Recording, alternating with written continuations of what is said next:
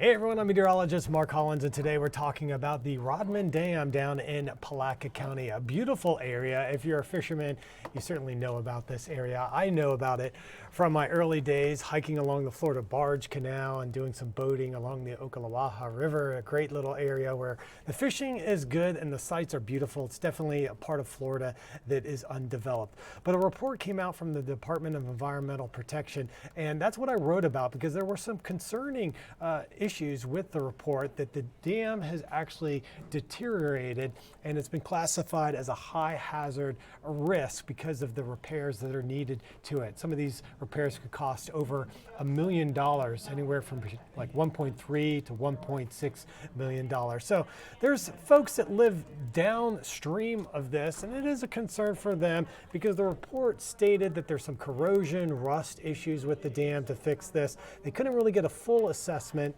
of the dam because there's also a lot of debris blocking the gates, the floodgates that allow water to flow through. So in theory, if these logs and debris accumulated and the water flowed over it and caused a break, that it could flood up to like 500 homes in the Walaka area. Now, let's get this clear. This is not imminent. It's not going to break according to the study. They say there's no clear threats right now, but they do advise that there should be future studies to determine the true condition of this dam.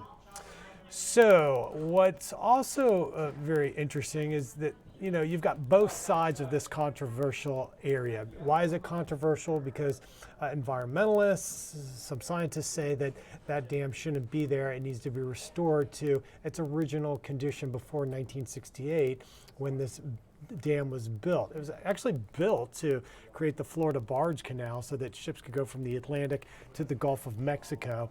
But that was ruled out because of the cost and the environmental problems. So let me show you exactly where this dam is. If you've ever been to the area in Putnam County, here's the main branch of the St. Johns River, and you can see how the water flows right through here past Palaca.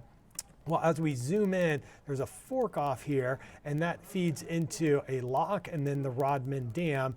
And the water that has backed up has flooded out some of the forest, creating a 9,600 acre reservoir, which has attracted catfish and bass, and it's become a world-class destination.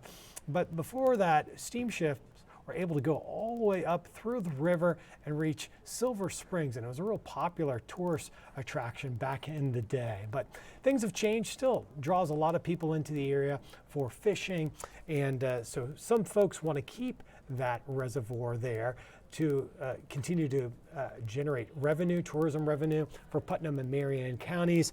And the Save Rodman Coalition, they say that it actually does help the area and kind of acts as a floodgate for preventing future flooding downstream during flood events like Hurricane Irma, where they were able to lower the reserve 2 feet, and that helped keep some of the water in there. Also, it traps a lot of the pollutants that flow down before it reaches the St. Johns River. And of course, there's the other side that they say that not having that dam there will allow manatee migration. It will also allow more flow into the St. Johns River, which has been suffering because of damming, but also because of the agricultural industry tapping into the aquifer. There's just not as much spring fed into the river as well. So that's unrelated to the dam. A lot of different issues there, but basically that's a synopsis on the report. If you want to read more about that, you can go to the News4JAX website there and scroll to the weather section, and right down there